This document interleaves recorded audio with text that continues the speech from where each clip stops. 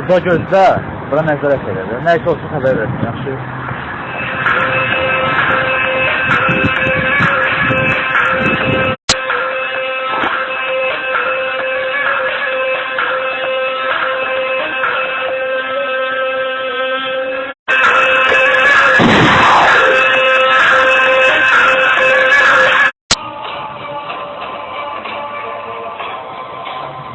Bir dəfə əlimdən qaçmışam, bir dəfə əlimdən qaçmışam.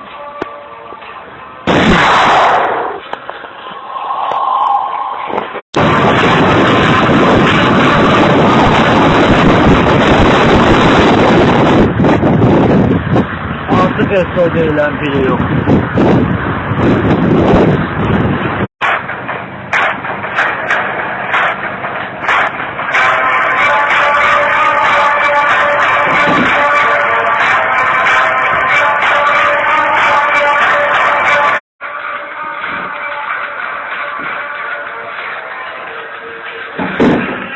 Anlat Serdar. Ha.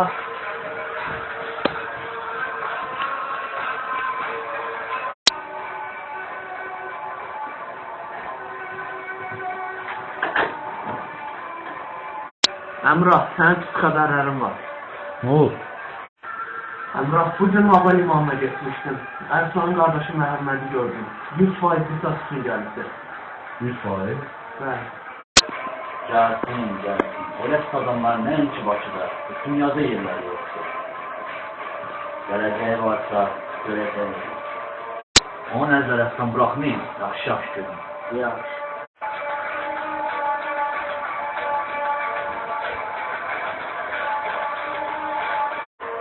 Əmrah tapşırdı ki, nəzarət güclü olmalıdır. Bir gün güdməliyik Ersoy qardaşı Məhəmmədi. Sən niyə insan ama? Zahmışam.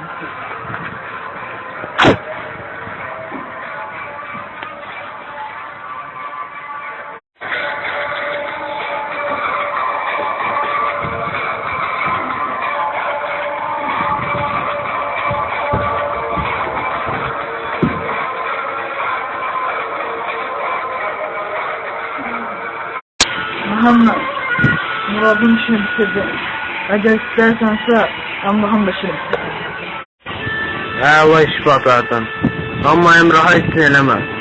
Onun işini özüm bitirəcəm. Sənsə bilirsən nə ilə?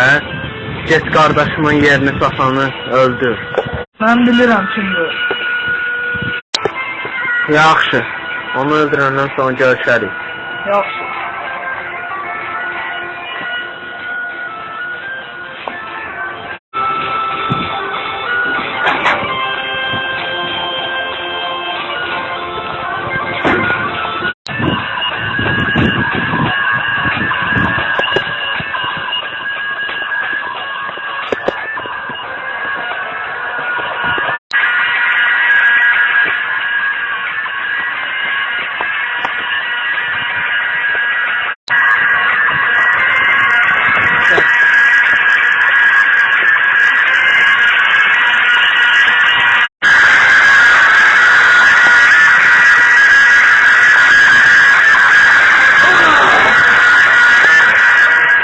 Ne istersin?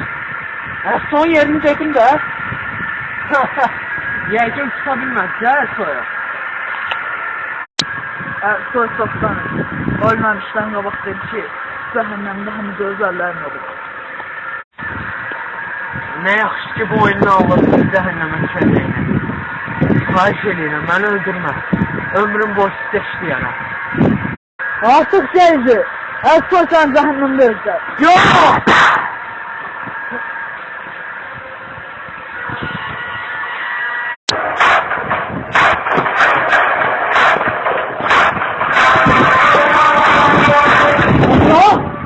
Benim her şeyden haberim yok.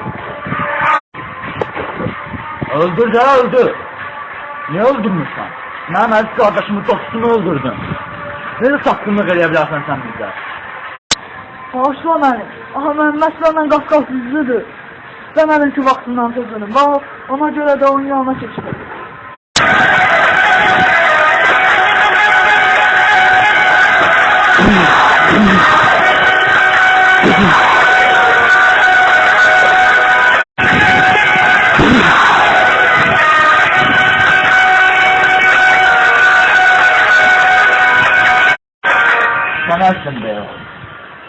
və sən mənə bir yaxşılıq, Məhəmmədin yerini döndür.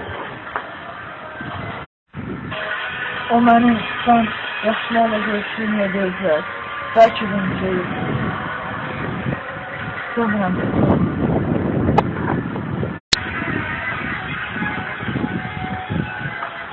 Ölümdən belə qorxurdunsa, vaxtında sənə iş təklif edəndə qəbul eləməzdim.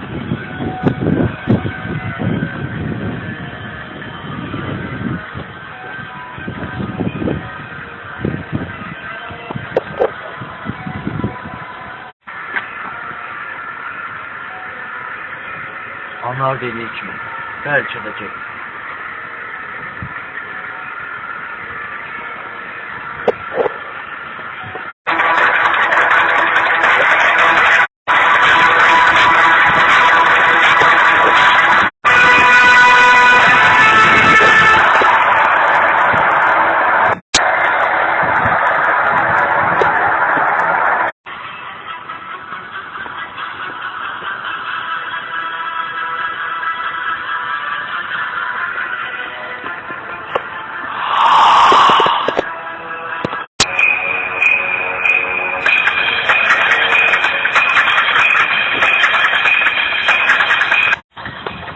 Anarı öldürdün, onsuz da bura görüşə gələndə onun işini bitirəcəkdim.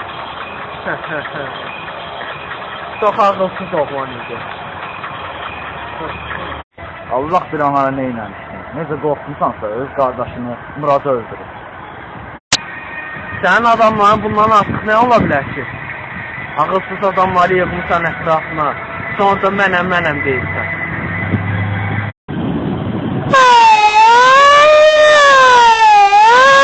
Göstərdim.